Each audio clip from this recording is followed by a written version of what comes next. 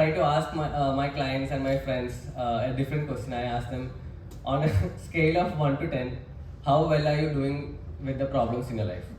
Okay, I am already assuming you have problems. Okay? Marriage helped.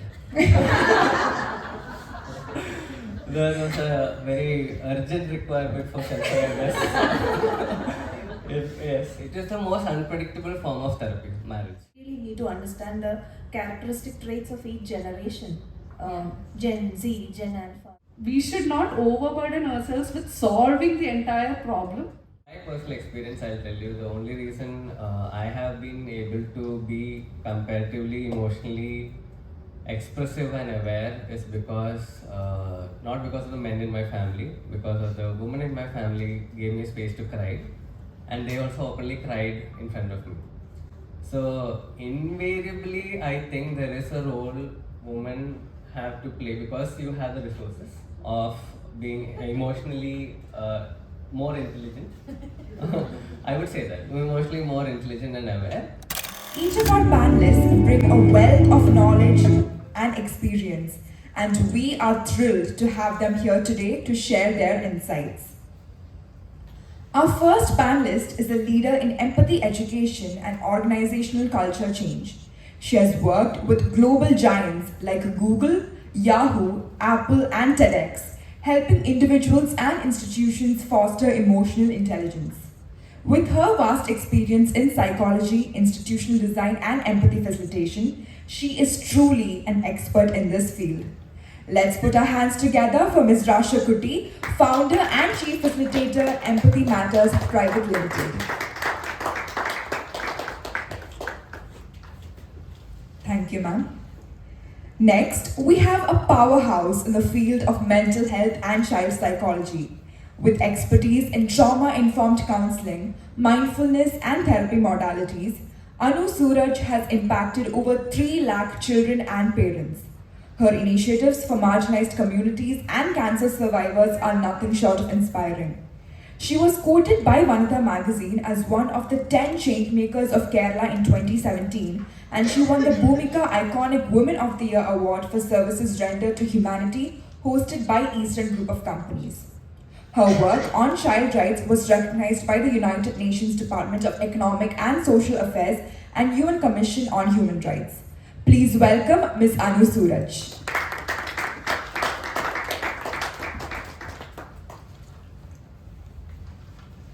Next panelist is Ms. Sajitha Rasheed, a mentor and changemaker passionate about redefining education through emotional intelligence.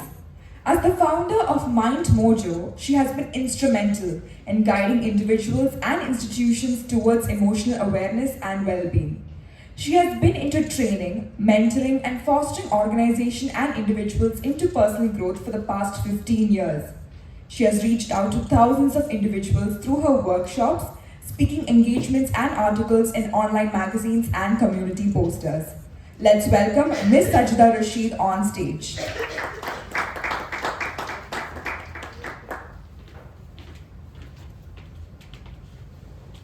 Thank you, ma'am.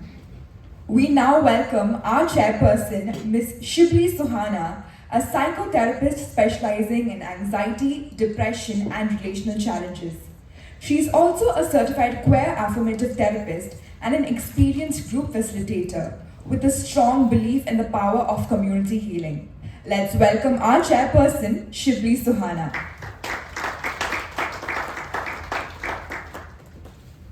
Thank you, ma'am.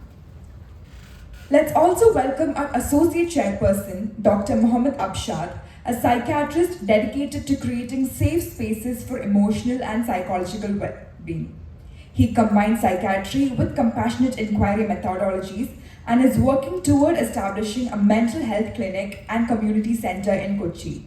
Please welcome our associate chairperson, Dr. Mohamed Abshad.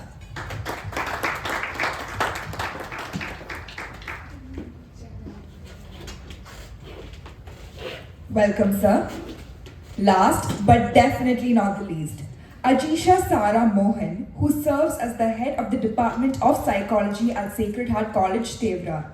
She played a key role in incorporating emotional intelligence into skill development courses within the department's newly designed 4-year undergraduate program. Ajisha Sara Mohan has conducted numerous student sessions on emotional intelligence, including relationship skills and self-understanding, and has contributed expert articles on the topic. Welcome, Miss Ajisha. Over to you, Sudhana. So, the theme of today's panel discussion is exploring the 5 pillars of emotional intelligence before we hand it over to our delegates. Right. So, I begin with Dr. Abshad. Dr. Abshad will begin with the first pillar, the self-awareness. Help us know what is self-awareness. So, hi. So most of us, when we were born, during our early childhood, how all children are born very expressive, and how parents deal with their emotions and needs teaches the children how to go about in the world. And most of us as adults never grow out of reacting the same way. Self-awareness is that ability to take a pause and understand why we react the way we react, why we feel the way we feel, why we respond the way we respond. Like, I believe it's Viktor Frankl who said that between the stimulus and your response, there is a pause, and in that pause lies your power to control your or decide your response. And that pause is self-awareness. Your ability to pause and just self-reflect, and that's what self-awareness is. So, how do we build it? There's a lot of ways. There's no one right way to build self-awareness. At the least, what we can all practice to do is just allow us to be bored, and we'll start by just sitting still without listening to music, without reading anything or looking at your phone. Just start by 5 minutes daily of just sitting still, not doing anything. Then slowly increasing that time, and then start meditating, and then start journaling. Slowly start inquiring into your inner processes, and if it is available, please go to therapy. There's nothing better than that. Right. Dr. Abshad, generally, we come to know about self-awareness only when we are in trouble and we need to now find out self-awareness. Tell me, when did you come to know about self-awareness? Was it after you started studying? Marriage helped. There was a very urgent requirement for self-awareness. Yes, it is the most unpredictable form of therapy, marriage. Okay. So I believe that was where I had no choice but to confront my inner workings to survive. That's a wonderful response. Over to you, Shibili. So, let's enter about self-control. So now, as we understand what self-awareness is, when it comes to self-control, my question is around anger. Anger is an integral part of our life. There is a saying by Aristotle, anyone can become angry, that is easy. But to be angry with the right person to the right degree, at the right time, for the right purpose, and in the right way, that is not easy. Tell us about it. How do we self-control? I have a very weird relationship with anger. I used to think I'm someone who never feels angry, and I was just really proud of it. But the truth is, it's weird if you don't feel angry. It's not a good thing. Because it means that there is anger, it's just repressed. And when it comes out, it's going to come out really bad. Right? So, I think marriage, again, I'm going to take an example of how we figured out what to do with anger, because we don't really have control over other people's anger when we are young. I think growing up with my parents, I've seen exploding anger, and maybe I also told myself, if this is anger, then you shouldn't. Now don't repress it. Growing up, as an adult, being married, my husband getting angry at me, maybe really, why should I face this even now? I grew up with this, should I have to face this even now? So when I told him, see, this is not going to work out. If this is how you're going to talk to me, I can't. There's no need to speak angrily this way. I get that you're angry. Why don't you tell me you're angry instead of speaking this way to me? which I think hit him somewhere, and since then he started. And I also gave an example of how I was doing it with him, and then he took it forward that way. The next time onwards, when he felt angry, he's fuming, but he says, "Hey, you know, I'm feeling angry." And I'm like, "Okay, about? Tell me more." And I'm like, "You did this, you did that." Instead of that, "I'm feeling angry because things are this way," in a very general sense of things, how things are. So the other person sitting there is not feeling attacked, is not feeling blamed. So you really listen, you really understand, okay, you're feeling angry because you're going through something like this. How can I help? What can we do about it together? So anger is not the problem.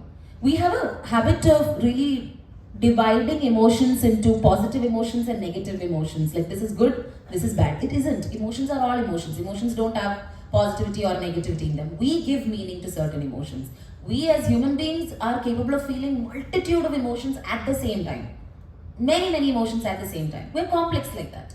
However, we give meaning to these emotions as this is good, this is bad. And that really affects our experience in life. So if we could see anger also as something that is very valid, that we really do need to experience and express it in a non-threatening way, it really does feel like your anger is seen, and why you're angry also gets resolved post that. Now for your question of, I think, go ahead. It was, how do we self-control? If I could give an example of what we could do, there's multiple methods in which we can manage anger. So one of the methods is how I told you, how you express it. Hey, I'm feeling angry because so and so, without blaming the other person, really expressing it or verbalizing it. But sometimes it can be hard. For a lot of people, verbalizing things are really difficult. So we say, take a pause. There's a skill called stop skill. It comes under dialectical behavioral therapy, DBT. Stop skill is basically, S stands for stop, literally stop, just stop. T stands for take a pause. O stands for observe. So by taking a pause, just look, just view. Okay, what's going on? What's the environment like? Who is saying what? What is being said? What triggered what? And then P stands for proceeding mindfully. Each of us have a wise mind inside of us. Like Master Ogwe, if you've seen Kung Fu Panda, like Master Ogwe, like we all have that voice inside of us. We just need to access it. And to access it, first we need to regulate our emotion. So midbrain, forebrain, your forebrain is capable of cognition, language, decision making, organization, all of that. But your midbrain is what is responsible for your emotions. And unless you give space for your emotions, your forebrain is not going to work. So trying to be logical in a space where you're getting emotional, not going to work. So take a pause. Take a pause, observe without any judgment, then ask your wise mind, hey, what would be the best way to go ahead with this? So then your wise mind will give you an answer, how you can respond instead of react. So I actually have the same question with Sajitha also. How powerful is yoga in self-awareness and self-control? Yoga is basically you get awareness of your body. See, just adding on to what she said about anger. Anger is, there are so many other emotions beneath anger. Anger would not be the primary one. It would be more of a secondary emotion. So if you're angry, you can check whether it's a hurt, whether it's fear, whether it's stress, or whether it's some physical discomfort that you have. If it's fear, you can feel it in your chest. Not fear. If it's hurt, you can feel it in your chest. If it's fear, you can feel it in your stomach. And if it's stress, obviously in your head. And hunger and fatigue, we all know where you can find it. So when you observe your body, yoga actually helps you to observe your body, be calm, like doctor said, Dr. Abshad also said, it creates self-awareness by observing your body, by observing the breathing pattern. So when you do yoga, you just don't do asanas and exercises, you don't do that. There's a pattern in which you breathe, inhale and exhale. And there's that calmness, mindfulness, it centers you, it makes you aware of what is around you, what is happening to you. And to add on to what both of them said, it takes you away from distractions and it brings you to yourself. So, and whatever we feel it on our body. So, body is a very good way of knowing how we are feeling. Exactly. You have reached to, Sajitha, you have reached to thousands of individuals with their speaking engagements, around speaking engagements. When it comes to social skills, what is one thing you have felt was best taught at elementary school than at organization levels? To recognize one's emotions, to name them. Because as parents, I don't think, most of us are parents here, I don't think we even know how to name our own emotions. Okay?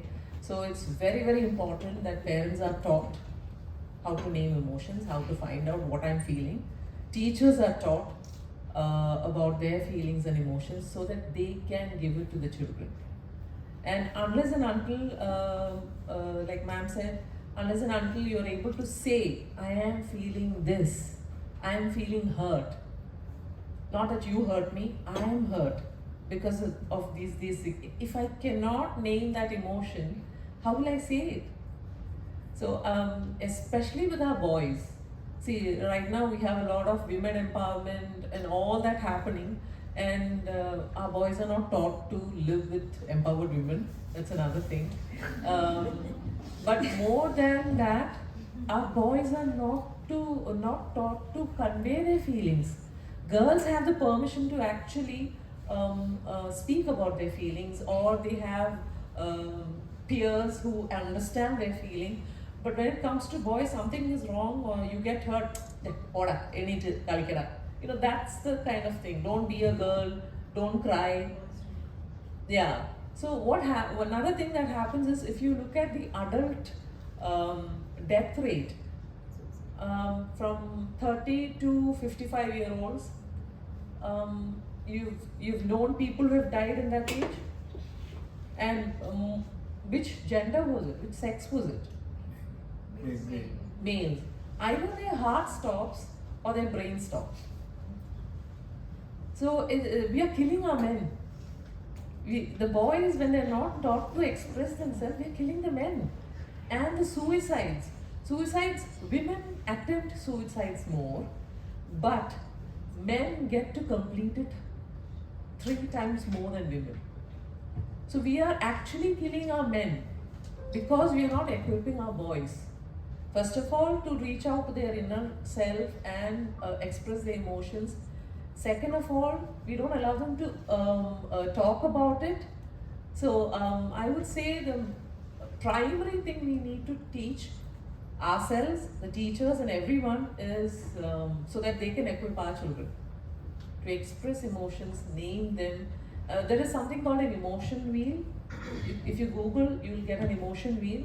So it gives quite a few layers. The first layer would be sad, mad, glad, and then it goes on to the next layer would be in the sad, mad, there are 4 or 5 options, and you can pinpoint your emotion. And from that option, you go to another option also, like disappointed, frustrated. So you can pinpoint what exactly made you sad or mad.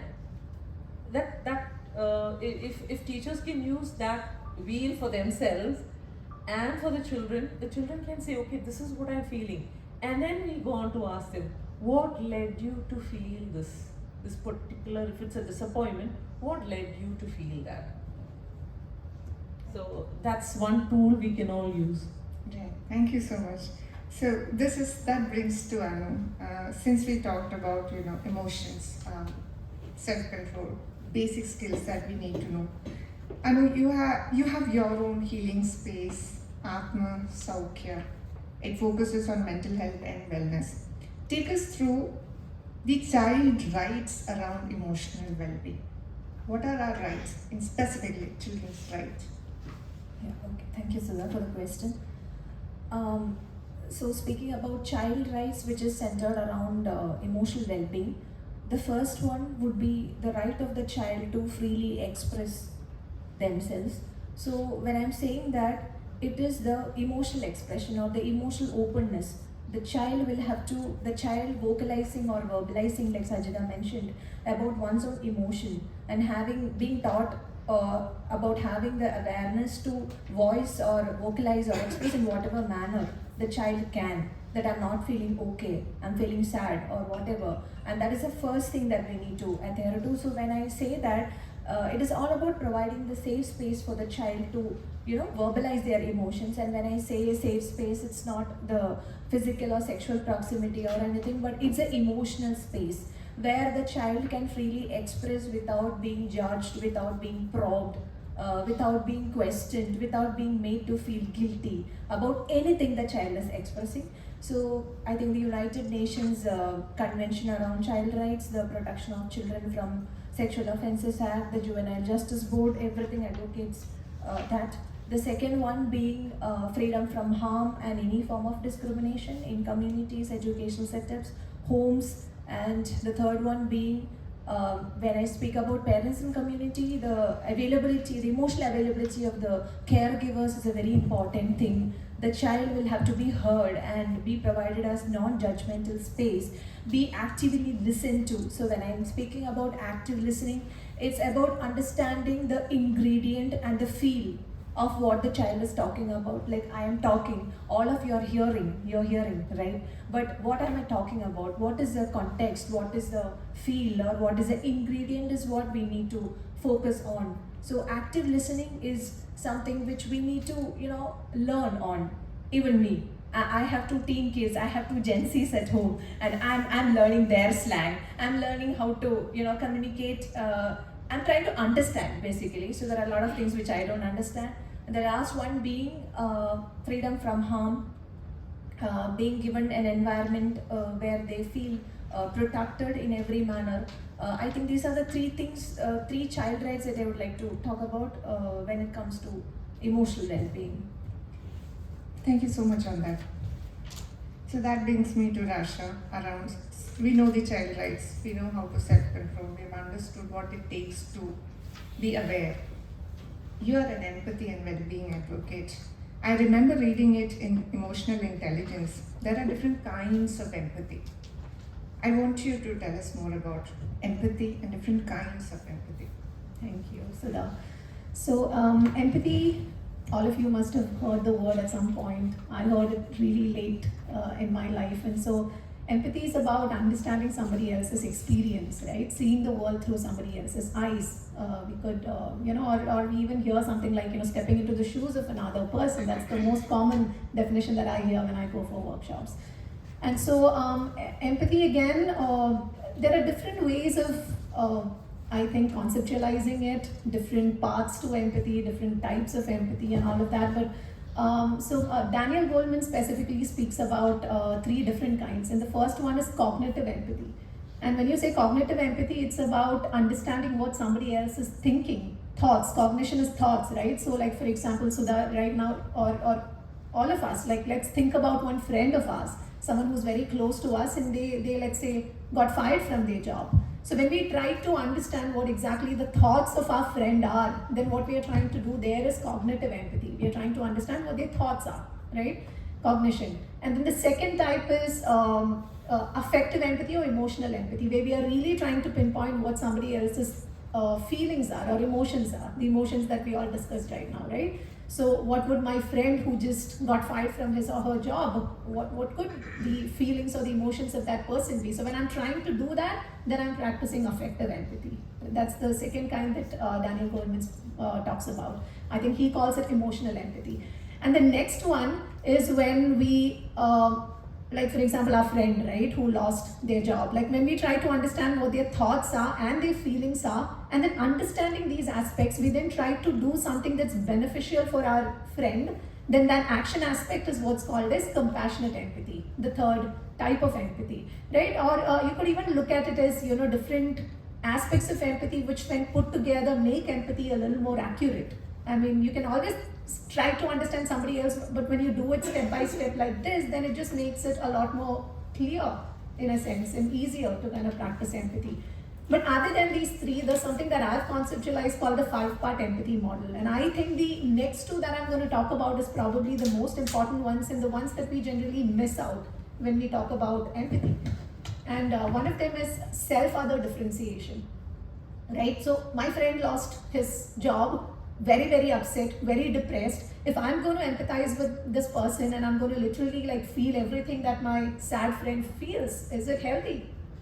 No, it's not going to be beneficial for us in any way, right? So in situations like this, it's very important for us to kind of like empathize with people, but with the awareness that their world is theirs and my world is distinct and separate from it. That's self-other differentiation, and it's a very important part of empathy, without which it wouldn't be accurate. And it's also about respect, when, you know, like not making everything about yourself. I'm also sad because my friend just lost his or her job, but rather like it's respecting that, you know, it's their experience and not really mine, right? So, and the last one is, you know, that empathy is not projection. What we typically assume empathy to be is projection in day-to-day life, right? And because, like, you know, for the very same situation, each of us would kind of feel different things and see it in different perspectives. But we tend to assume that because in this situation, this is how I feel, every other person in this room must be feeling the same way, right? So because I feel a certain way in a difficult situation, my friend or my students or my, you know, parents would be feeling the same way, which is very, very wrong, right? So it's always important to remember that we tend to see the world not as it is, but as who we are, right? And so always, like, you know, remove that lens, or remove that, like, for example, stepping into the shoes of somebody else, remove your own shoes before you step into somebody else's shoes. That's very important. So we often forget the aspect of removing our own shoes, or, you know, keeping aside our biases or whatever before we. So empathy, to be accurate, needs to, you know, go through all these processes. You know, I can connect to that last part really well, because I see my daughter, whenever there's a problem with her friend, it becomes her problem. And all her friends' problems are her problems. Are her problems. Now, how does she remain empathetic in the right manner in such a situation? This is exactly what I spoke about self-other differentiation, and you know, which is why I think the first step is, when we look at somebody else who's going through a difficult time, recognizing that, again, their world is theirs and mine is distinct from it. I mean, it should be an intentional, conscious conversation that we have with, you know, myself. Like, for example, my brother, he's you know, so he, very often I see him do the same things that I did, probably, like, you know, the same mistakes, the same issues, he's going through that, and it really affects me when I see him go through the same journey that I went through, and I really want to protect him. But then, you know, I remind myself, right, it's his journey, right, it's his world, it's his experience, and, you know, I'm no one to kind of hijack it. I'm no one to, you know, and it's more a matter of respect, right, about not making it about myself. So we really have to, and it has to do a lot with the self-awareness discussion that we had a little earlier, right? I mean, really being aware that, you know, these things, because very often, like Abshad and the others said, we tend to react rather than respond, you know, with clarity. So, which is why awareness is also very important. What do I do in a situation where, let's say, my friend is sad? What all happens to me? I need to be first aware of it, because other than that, otherwise I cannot make a difference, including what Sajitha said about our body. What happens to me physically, like when my friend is going through a sad state, does that also make me physically sick? Or so awareness, then just, you know, dealing with people with respect, with the recognition that their world and their experience is theirs, and I need to respect that aspect. And now that helps me to connect, why was she isolated and cornered? Probably, and like I can give you a small example of something that personally happened in my life, where my younger sister, you know, we were going through, I was going through a very, very difficult time during my life, and my parents knew about it, and they were very upset about it. Very, very upset about it. And so, you know, and in fact, we have been brought up in a home where we are very careful not to go and hurt our parents. Like, we do things, in fact, we hide things so that our parents are not hurt. Because I know that if I tell them, they probably will make it all about themselves. The pain that they go through is way more than what I go through, which is not a very healthy situation to be in. And then my younger sister actually then went through something very difficult. And believe it or not, for 8 months, she shut up. She just went through hell without letting any of us know, because she thought that my parents are already struggling because of the problems that I'm going through. So this is the situation that we sometimes end up putting our children in, you know, when we don't give them that safe space, when we make everything, their pain all about ourselves and I'm hurt more than you kind of a situation, right? So yeah. That brings me to Ajisha, who has actually played a key role in incorporating EI in skill development courses in your department, Ajisha. I want to hear the challenges that you have faced in, bringing in, and tell me some practical strategies that you have taken to implement emotional literacy program at college level. Okay. So one thing I would like to give is context to why suddenly colleges are also taking part and encouraging incorporation of emotional intelligence. Right now we have a new kind of education system which has started getting practiced across colleges in Kerala, which is a 4-year UG program according to the guidelines of the Kerala State Higher Education Council. So within that, we are not just teaching them conventional courses only related to their discipline, but we are actively encouraging them to take up courses which add additional value to their existing course. So they are allowed to take courses on fitness, on yoga. They are allowed to take courses which develop specific speaking skills of theirs. So in that context, right now as educators, we have gotten slightly more autonomy with regards to how we can design the courses. So right now, it is not just one psychology student who is taking a psychology course. It can be any student who walks into that college. Any student who has taken an admission in that college now has access to courses which are offered by a department like psychology. So within that context, we recognize that it is important to incorporate emotional intelligence as an important life skill. So when we were designing our skill development courses, it is a compulsory part that students have to take 3 skill enhancement courses during their period of education. So we recognize that this is one opportunity through which we can actually incorporate emotional intelligence, and we developed a curriculum which started off with self-discovery and emotional intelligence. And one challenge here is, it is easy to go to the class and say, okay, this is the theory, this is what Sullivan Mayer said, this is what Daniel Goleman says, and we can give them an exam and we can walk out. But they are not gaining any skill there. So how do we actually make the class, how do we design the class, how do we design the course in such a way that the students feel a little transformed at the end of it? So we have designed our assessments, we have designed our class itself in such a way that it's not just a teacher teaching them the course, it is actually full of role plays, case discussions. Students get to actually put themselves in different scenarios and think about, okay, this is the way that I would naturally react to something in this particular scenario. How do I react differently in a more adaptive manner? So this is something that we are striving to incorporate. We are slowly seeing results of it. And even in any course that we are offering up to any class in the college, one thing we have tried doing is add an element of self-discovery. So in a class which is just a gateway course to psychology, we would begin with understanding yourself. Rather than telling you about the history of psychology and that being the beginning, we start with, okay, so if you were to write, say, 100 sentences beginning with I am, what are the things that you would come up with? And surprisingly, students stop way earlier than we think that they stop writing. They maximum write 10 sentences and they stop. Then they are lost. Then they start thinking and they start reflecting, what more can I put here? So sort of at least take a baby step towards, getting in touch with yourself. What are your strengths? What do you feel? How you can talk to each other and understand what the other person is feeling. How can you take another's perspective? That is something we are trying to incorporate through different exercises within the courses. So how long have you been doing this course that you implemented? That we have started now.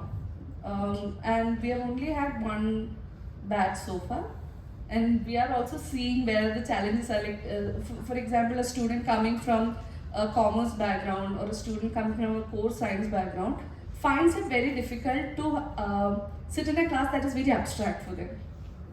So that is one challenge we are facing. So how to change the curriculum slightly so that we can also ensure their participation, make them realize it's okay. They sometimes feel like they're not doing any work in the course. So how to change that is one thing that we are working on. Thank you, Ajisha. I think that sets a little more understanding about what should go into our curriculum design when we think about curriculum. I have 3 more questions before I hand it over to you if you have any questions. It's with Rasha, since you talked about implementing such a course. Rasha, I remember you also telling me about how challenging it was to bring EL as a policy, emotional literacy as a policy with our government in teacher training programs. Tell us a little about it. I tried a lot. I've walked in and out of a lot of government offices just to see if something can be done. But thankfully, we are doing something with St. Teresa's College and BPCL funding the project with the MLA in Kunathanadu constituency in Ernakulam. It's called the SLATE project, as part of which we are actually giving activity books to students and then training teachers on how to implement these activities within classrooms so that students then slowly start learning these skills. So small steps like that, but definitely the system is something set in place, and because of whatever, like a million other reasons, like be it politics, be it corruption, it's been hard to kind of get it out at a policy level. But that said, there are other ways to do it. Like for example, at an individual level, there are so many things that as teachers, each and every one of you can definitely contribute to the emotional literacy of a child, right? So even in a science class, something as simple as teaching the different stages of a butterfly, becoming right from a caterpillar to a butterfly. Why not start a discussion with your students around how is that connected to life, what happens, right? That's one way of doing it. If we are discussing ecosystem, for example, in a science class, why not tell them like how dependency works, why we are dependent on other human beings. So there are always ways to bring in emotional literacy into your classrooms, even when you're teaching something like science or social studies or whatever like the subject is. So I think that's very important. And if there are teachers over here who feel passionate about emotional literacy, form a community among yourselves, form a WhatsApp group, try to meet now and then, discuss these things, support your peers, and bring in ideas from each of your schools or classrooms. And I think there are different ways of this sort where you can, even if like the system is not really entirely in support. So what I feel is if you start doing it this way, then we will start getting case studies live from your students, get their stories. You do some of these activities with your students, then document it, collect like testimonials from them. Then, when we take it to probably a government office or, you publicize it on social media, right? And then these kind of things then might get us attention, which, then will build or help us build credibility to take it to probably the government or something. That's something we are planning with SLATE. We are documenting everything. We are collecting testimonials like from teachers, students, everyone along the way, so that we can build a case and then take it to probably the government at a higher level and then implement it at a widespread scale. Yeah. Right. So this is again around when it's for Anu around emotions, as Sajitha already mentioned. There is a stereotype, and I want you to help us out. More around the feeling stereotype that we have in our community, because feelings and emotions are a girl thing generally, because we easily express.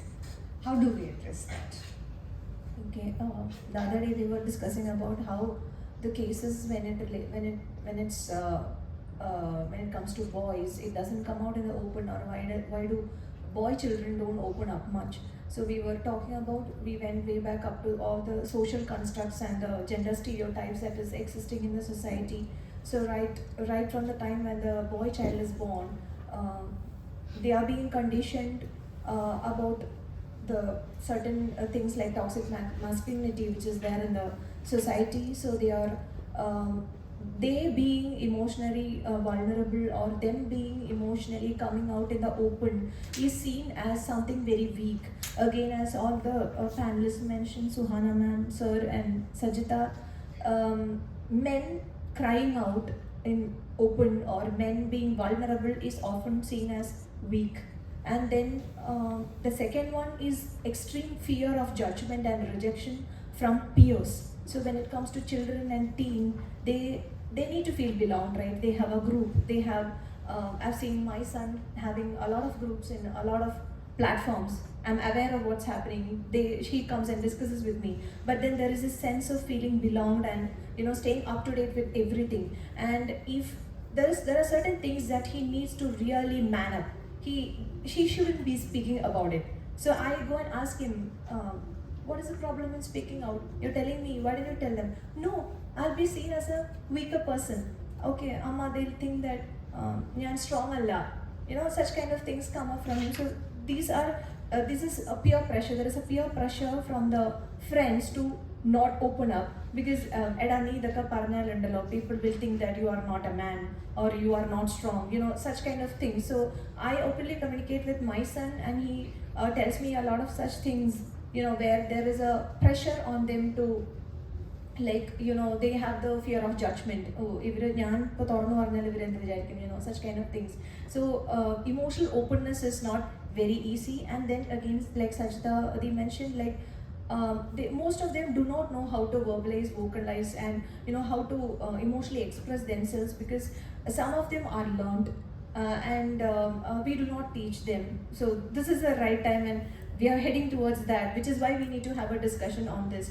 So the other day, we have an association, a women's association as in any residential complex. So the president there, she called me up and said, Anu, this child always says that I'm depressed, and so see, that's a word which he has heard everywhere, the child. So maybe he just means that I'm sad or I'm not okay. Paksha he says that I'm depressed because that's a term he's hearing from many platforms. He's learned that depression is something to be associated with the feeling of sadness, but what exactly and how, that he doesn't know. So when we talk about such things, the depression is a mental illness, doctor and ma'am would agree, but then again, these things are so normalized. We hear if you are a person who's very organized and you'd like to take care of your things and say, I need OCD, or I have this OCD to keep everything. So these things shouldn't be normalized, right? So you can work towards something like that when you I know it's it has to be age appropriate when it comes to children,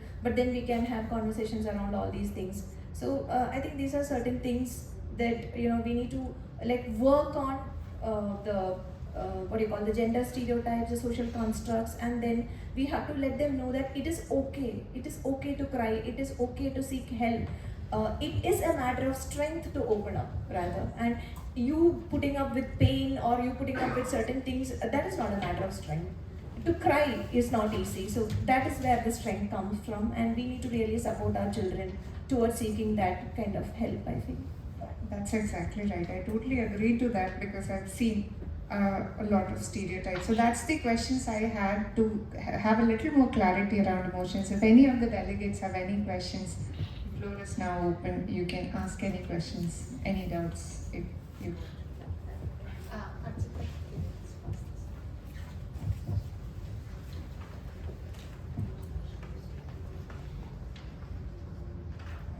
Good morning, everyone.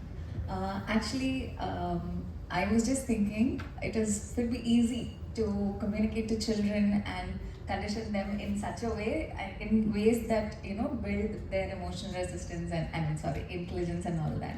But how do we convince the men in our lives to open up, to talk about feelings? Yeah, how do we encourage them to feel safe enough to actually see? I can see even. Of course, in social situations, I went through a very tough period where I lost my brother, like she said, to a cardiac arrest at the age of 35. Okay, so I never knew grief could hit families so hard. So what happened in my home, my parents is a completely extreme story. Even in my home, what happened was issues started cropping up in my marriage only because the moment I started tearing up, my husband would vanish. He actually, he couldn't stand such strong feelings from me. So what happened was we slowly got disconnected more and more, and it led to even more fights. So I'm already I'm going through this, and on top of that, I have to put up with this also. But then when I confronted him, what he actually said shook me. He says, this is not just a shock for you, only you are not affected. So I was totally perplexed. Okay, so he's also feeling some amount of grief, but how come it's coming out like this? So how can we encourage the men in our lives to actually face their feelings, to think of their feelings, to actually we have sisterhood. Like someone said, yeah, we have sisterhood where we can call up our chunks and our sisters and talk to them, talk our hearts out, vent out, be there for them. But how can we encourage the same thing in men? How can we help you men?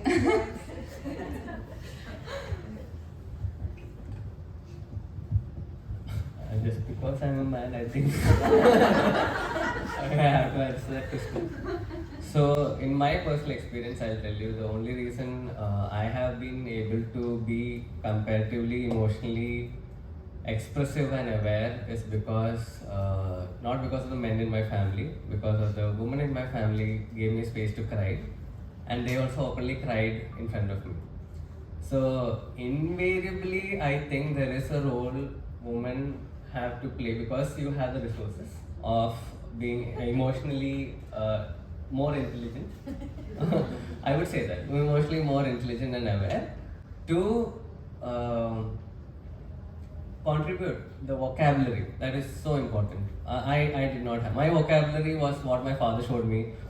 Anger. Okay, that is anger to me. So when she told me, there is an alternative. You can say I am angry.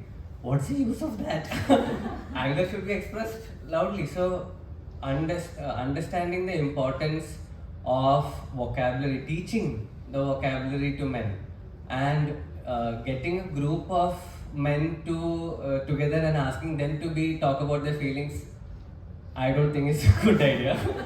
So, I think that as a common humanity, we need to get together and show that that this is how, because if it wasn't for her, I wouldn't have been able to express my emotions verbally, and so I think it's an equal role responsibility on all of us to like monkey see monkey do.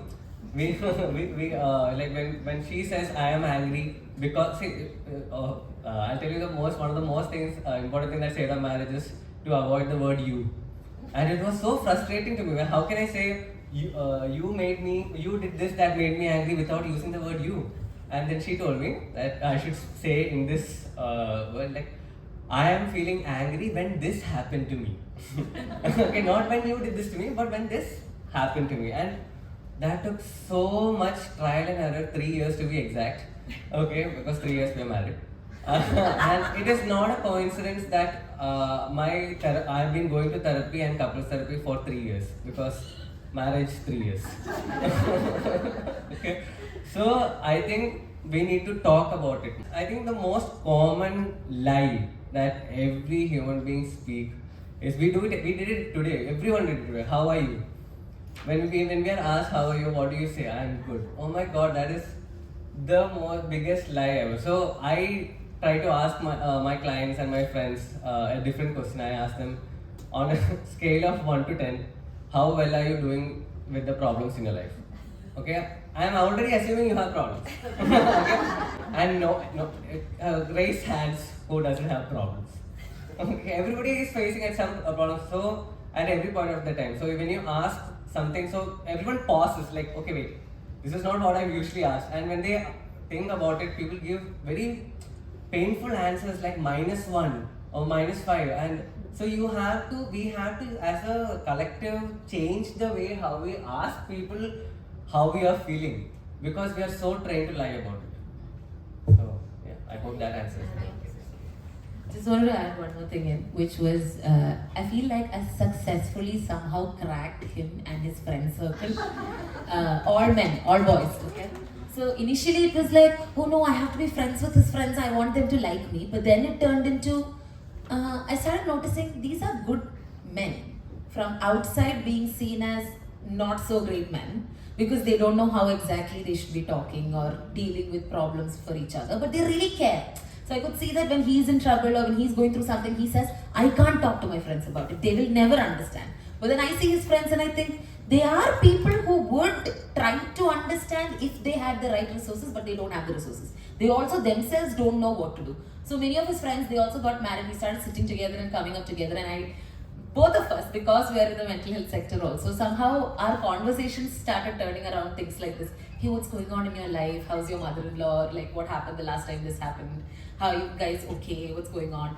And they started opening up. And in the way that we are responding, they started mirroring the way we are responding and started doing the same thing back to us, which created a very different relationship in itself in all our friends circle, to the point that I also started spending some alone time with some of his friends, going on drives. Maybe they'll pick me up or drop me somewhere when I need to. And I also started having individual, emotionally difficult conversations with his male friends, and noticed that they started doing things very differently with their wives and with each other when they're, and they started calling each other, video calling, and saying, dude, this happened, I don't know what to do, crying on video calls, calling each other. And I was like, hallelujah, this is great. This is how things should be. But I'm not saying it's perfect. However, like in 1-2 years, many of them started going to therapy as well. They changed, they stopped having conversations in depth like that with us, but instead started having it with their therapist, but also started processing and integrating with us. So I don't think men can't. It's not that men can't. Men can. But men are not given that space because men turn avoidant really fast. Because the way they are brought up in their childhood makes them more avoidant in nature about things when they grow up. In our relationship, what happened was, it was the opposite. I was the avoidant person, he was the anxious person, and now in 3 years it has turned again opposite. And these things shift from time to time. But for us to be aware that these are shifting, that when incidents are happening or situations are coming up in our life, when our life experiences changes, our attachment style also sometimes shifts. Some people get avoidant, some people get anxious. So like you mentioned, for one person it's really visible they are going through grief. For the other person it looks like they don't care, they are not even feeling things. But that might not be true. It might look like they're not feeling things, but we don't know. They're just being avoidant. They feel like if they feel things, they'll break apart. So they consciously try to not feel. That is also a coping mechanism. Avoidance is also a coping mechanism. Crying is also a coping mechanism. Self-harming is also a coping mechanism. Suppressing is also a coping mechanism. All of these are coping. Unhealthy, all of it, right? So we can't say self-harming or crying profusely is better than avoiding.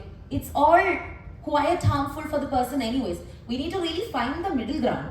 And to find the middle ground, we all need resources. Even the person who avoids needs that resource. So the misunderstanding is that men just can't and they don't care, and it looks like they don't care, so they might not care. But if you just really sit with them, hold them, ask them, hey, what's going on? But it might need more patience than you think, because it's not going to happen the first 2 times. It's not going to happen the first year. It's probably going to take a bit more longer. But it does happen. It really, really does. I'm not talking about him, but because he was more anxious, I was the avoidant one. He had to do it with me. But it does really work. They do crack.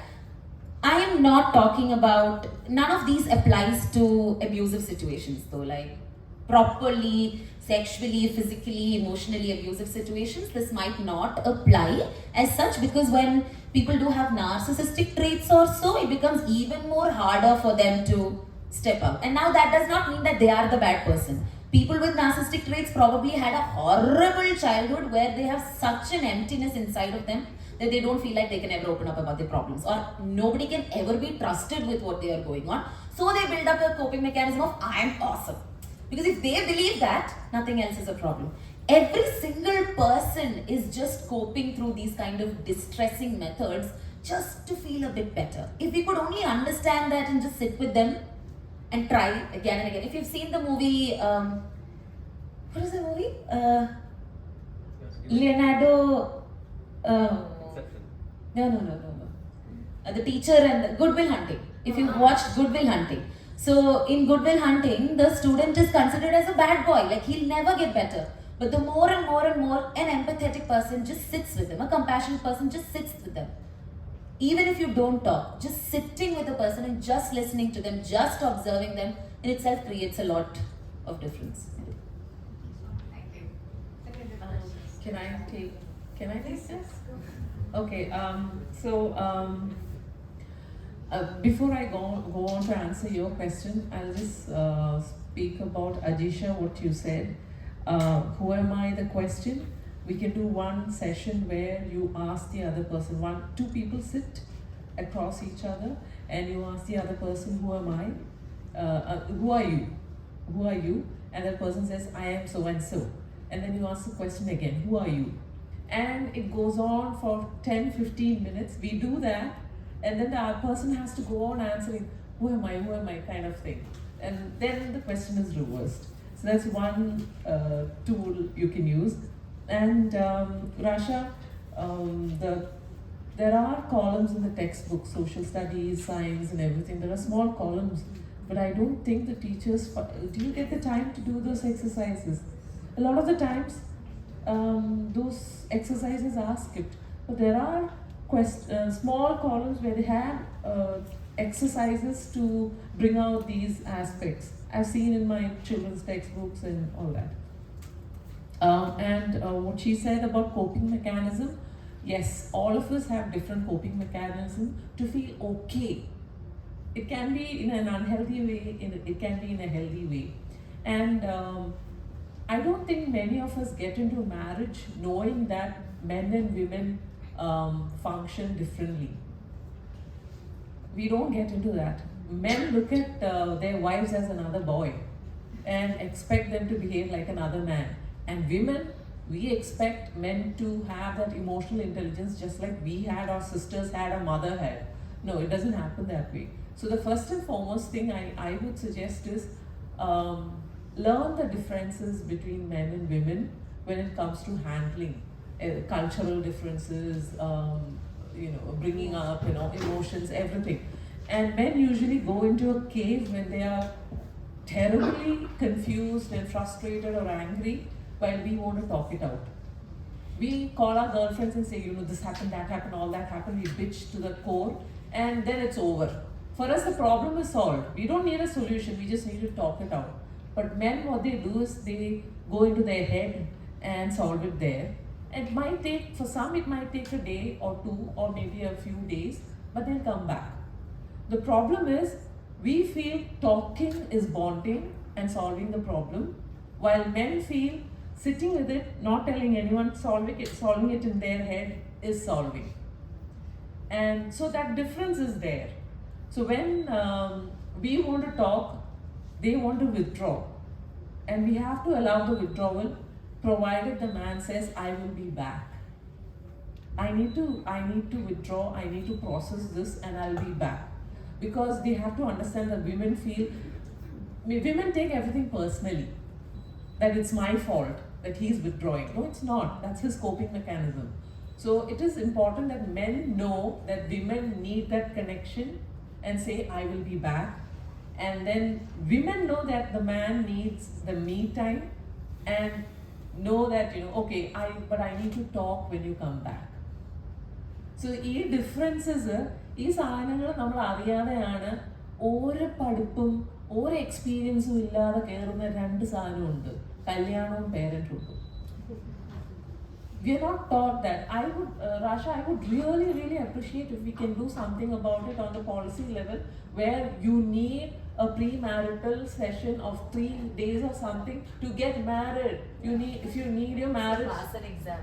Yes. Pass. Parenthood is special. No, first you start with marriage. And please don't force your children to get married. We all got married because we were supposed to marry. And we all got children because we were supposed to have children. Just imagine a world where all children were badly wanted. But how did we get our children? They happened. അല്ലേ? അപ്പോൾ നമ്മുടെ ലൈഫിൻ്റെ ട്രാജക്ടറിയിൽ they just happened. We didn't plan it. Of course, planning will be there in some cases, but what I'm saying is, basically, they just happened. Let's not get into partnerships, relationships, and parenthood. We're just, not thinking about it. നമ്മുടെ ഇപ്പോഴത്തെ കുട്ടികൾ, they are thinking about it. If they can't handle it, they say, I don't want to be a parent right now. But what are we saying? നാട്ടുകാർ എന്ത് പറയും, വീട്ടുകാർ എന്ത് പറയും, and then we force them. മോനെ ഇത്രയും വർഷമായില്ലേ, so what? നമ്മൾ കാണിച്ചിട്ട് നമ്മളങ്ങ് പോകും. They have to deal with it, with a baby they didn't plan for. So let that not happen to our children. So if we want to be a parent, get trained first. I think it should be there at least in the hospital level. Before they are born, there should be one. By the time they are 2, there should be another class. By the time they are 6, there should be another session. By boosted. By middle school, they should be given another one. High school, they should be definitely giving another. So there should be, these levels. നമ്മൾ 5ാം class പാസ്സാകുന്നില്ലേ, 10ാം class പാസ്സാകുന്നില്ലേ, ഇതുപോലെ നമ്മൾ പാസ്സാകണം. അവർ പാസ്സാകുമ്പോൾ നമ്മൾ പാസ്സാകണം. കുട്ടികൾ പാസ്സാകുമ്പോൾ നമ്മൾ പാസ്സാകണം. കുട്ടികളെ people come to me saying, അവൻ ഇന്നലെ വരെ അനുസരിച്ചുകൊണ്ടിരുന്നവനാ. He turned 14, 15. He's going to obey you or what? No. So it's not about us. It's about the child finding its foothold. So even teachers. So both parents and teachers find it very, very difficult. And whatever has happened during the COVID, the onslaught of online and phones and everything, it has accelerated that divide. So I think we need to really brainstorm, because what we are facing is not what we faced before with adolescents or anyone. It's a lot more different than what it was before. And I don't think anybody has studied that. Thank you. I have a question. Is that to anyone, I don't mind, is that women are more emotionally intelligent? That's what you said, men are less intelligent? No. We are taught to be more intelligent. Everything can be taught. Really? Yeah. Conditioned per se. Just give me a second. So I wouldn't really term it as men, women. I think it depends on the kind of family that you grew up in. For example, like I said earlier, it is an attachment style of sort, the avoidance, anxious styles. A person with an anxious style would keep wanting to get reassurance. They'll keep asking questions again and again. The person who's avoidant would just want to, it's okay, we'll figure it out. Attitude. But everyone is anxious.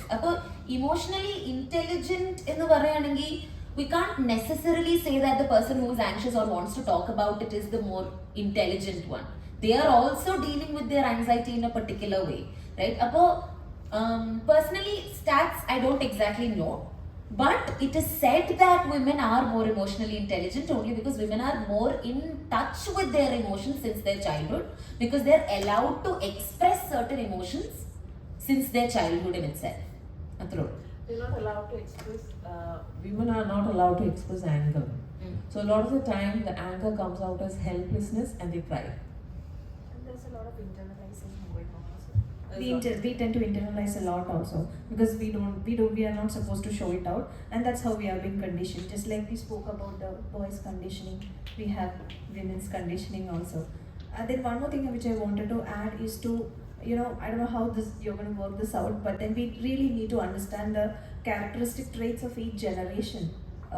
Gen Z, Gen Alpha, Gen Beta, because it really works. Because I'm tired of hearing the statements like "ikkalathe kuttigal," "ee generation le kuttigal." Like, why? We are raising them. It takes a village to raise a child. There is a primary sector, there is a secondary and a tertiary sector. Nammal collectively responsible alle. Then why do we say that? It hurts. Like, recently I was in a session and then the resource person apparently called the Gen Z's zombies. I was, oh my god, the activist in me just rose and I wanted to talk about it. I somehow internalized it, I suppressed it and sat down there. And right after the session I called him and said, sir, please don't use this is so hurtful. Because they are not zombies, they have certain traits. I think you should keep yourself informed about, right? It's yourself. Yeah. So I said it in a very gentle manner. I was hurt, that's why. I just wanted to add, if you read our Kerala history, what all things happened in Kerala, I don't think any civilization would have done it. Nammude pazhaye history eduthu nokkaanengil, I think new gen is much better off in terms of caring for each other. I think they are very inclusive. Yes. They don't do body shaming the way Right. my They- generation yeah. would have done. I think we should appreciate them. I appreciate my children. They are more aware Yeah. about Yes, these there is things a than- need to psychoeducate, gently psychoeducate the family members. Like how Suhana said, like if there is a person with an extremely narcissistic personality trait in there, it's going to be really difficult. But then you sit with them and you try to work through with the help of a therapist or something like that. And you really psychoeducate, start from your home. And it will take time, it will take a lot of time to unlearn a lot of things that has been conditioned, right? Yeah, good morning everyone. I'm a school teacher. I'm teaching the middle school students. So the number of students also coming from broken families are more now. And of course, the children are so upset, emotionally insecure, and they try to find a lot of ways to get a group, get good friends, and they go away what they are not supposed to do. And the number of students like that are more in our school. So teachers also find it very difficult to deal with all this because most of them are emotionally insecure. And the teachers are also right now emotionally insecure because of that. So what can be done to do that? To help them out? Because parents are separated, divorced, and it's difficult for them at home. The only thing that we can do is just listen to them, send them to the counselor, and after that, nothing more can be done there. So what can be done? And the teachers are also insecure now. Too much, but listening, I think what they said, like about the aspect of listening, I think is very powerful. But yeah. I think we as a community should understand that when a person is in distress, it's not up to us, the person who's listening, it's not our responsibility to fix it. Because we cannot sit here and automatically or what is the best thing for them. We don't know. We cannot know the solution for anybody's distress. If somebody is crying, the least we can do is just allow them to cry. Nobody is going to cry forever. Barely all emotions barely take 8 seconds. So let them cry, and after all emotions has a peak and it comes down. Let them. It's called surfing the wave. So you just let them go to the emotion, and our response. See why we are so anxious about fixing it or solving their problems, because seeing their pain reminds us of our pain. We get anxious, and now we are trying to fix their problems so that we feel better. And that's so and they feel it. They feel burdened. They feel like they feel guilty for burdening us with their emotions. So to answer your question, your responsibility ends. Your responsibility ends when you ask, how can I best help you with this situation? That's all. Anybody who is in front of you who is sad, your responsibility ends by asking them, how can I help you in this? How can I support you in this? Do you want? Then if they can't answer that, I don't know. Then you can give options like, do you want to be heard? Do you want to be held? Do you want to be? Do you want space? Do you want a solution? Do you want a distraction? Do you want to see a movie? Do you want to have an ice cream? After that, because usually they know what they want. People who are sad, you just have to ask them. That's my opinion. One more thing, one more quick hack. We need to change the generic dialogues we tell to people when we see somebody in distress. Like, ഇതിനെക്കാട്ടും വലുതെന്തോ വരാനുണ്ടായിരുന്നതാണ്, പ്രാർത്ഥിച്ചാൽ മതി എല്ലാം ശരിയാവും, മറ്റേ ബാക്കിയുള്ളവർക്ക് cancer ആണ്, നിങ്ങൾക്ക് ഇതൊന്നും ഇല്ലല്ലോ. അതൊക്കെ മാറിയിട്ട് we need to have other set of ready-made dialogues that that therapists use, like for something as basic as, I cannot imagine what you're going through. Please don't ever say I understand. I understand what you're going through. No, I can imagine what you're going through, or I can't. I really can't imagine what you're going through, what difficulty you're going through, or that must have been so hard. Just validating that seems so hard, or that seems so overwhelming. Just validating the emotions is so much more important than giving generic proverbs as solutions.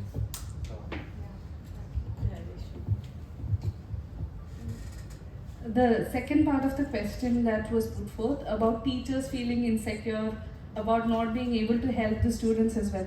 So coming from a teacher's perspective, we are also burdened with something called mentoring when we work as a teacher. It's not just sitting in class and teaching, but we are actually expected to actively know everything about the students in our class, what is happening with their life, what is happening with their parents, what is happening in their family. And we take that extra pressure, oh, I don't know the student that well, so maybe I'm not doing as much as a teacher. So that is an additional burden we do take. Sometimes that doesn't really help us in having a clear mind and trying to help the child. So we should understand to what limit can we actually provide help. As a teacher, one thing we can do, probably a child who comes from a broken family does not feel like they have someone to talk to, or they want to belong to something solid. That is why they seek a lot of peer groups. They tend to go along, they want to belong to them, so they don't resist peer pressure that much. That is sometimes the case.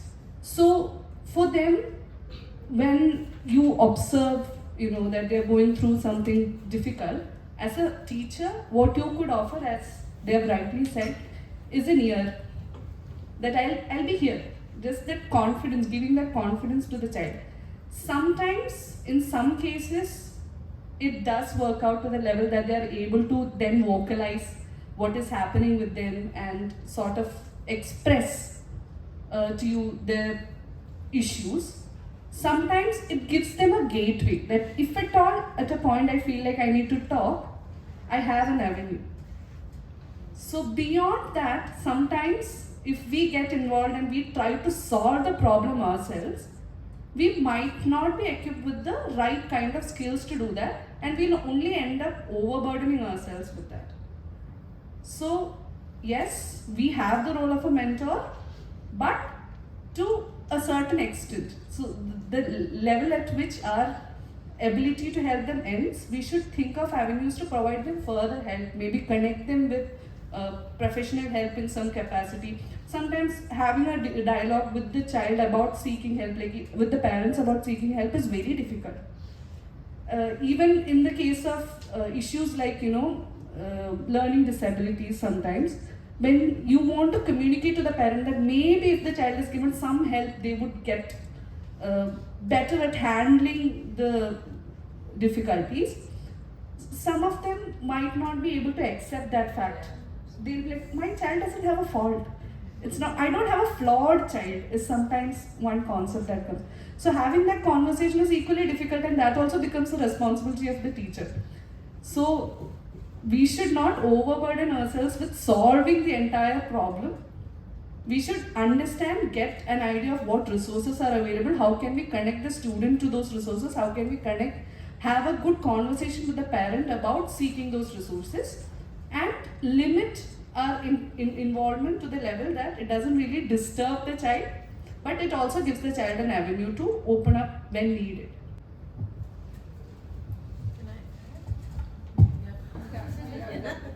1 minute, just 1 minute.